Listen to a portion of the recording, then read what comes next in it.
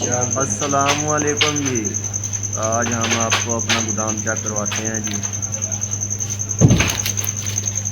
Link जी सीधो link जी भेज दो, चार देना है। हाँ, चैनल में सब्सक्राइब करो जी। लाइक करो। जिन्ने पैसे होंगे अद्धे तो आते अद्धे साथे।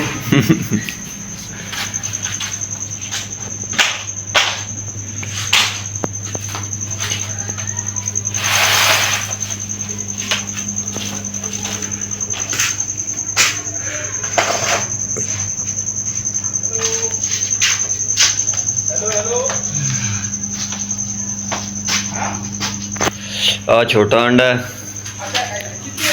साढ़े 55-56 ग्राम का माल होंगे जी। आ साढ़े को 58-59 ग्राम का माल है जी।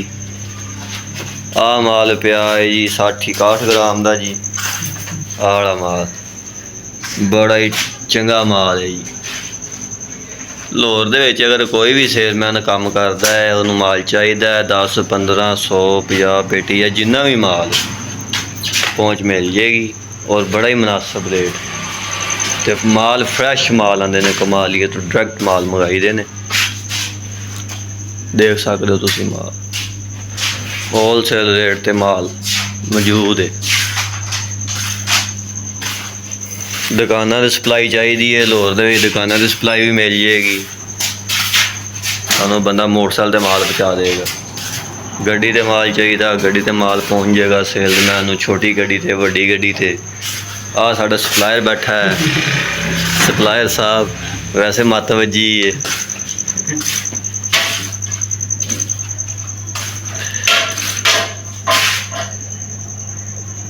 लो जी, आ साडा रहमान एक्सप्रेस के नाम तो गोदाम है जी। आ साडे मोबाइल नंबर ने, माल लैण वास्ते राबता करो। वधिया माल आ देखो जी, सप्लाई लाने वास्ते असी आए हैं। ये साढ़े सेल्समैन ने जोड़े साढ़े को होम डिलीवरी मंगाते हैं। जिन्ना भी माल मंगाते उन्होंने जाके घर पहुँच दे आई दी। अगर 5, 10, 15, 20, 25 पेटी जिन्ना भी माल चाहिए घर पहुँच मिल जाएगी।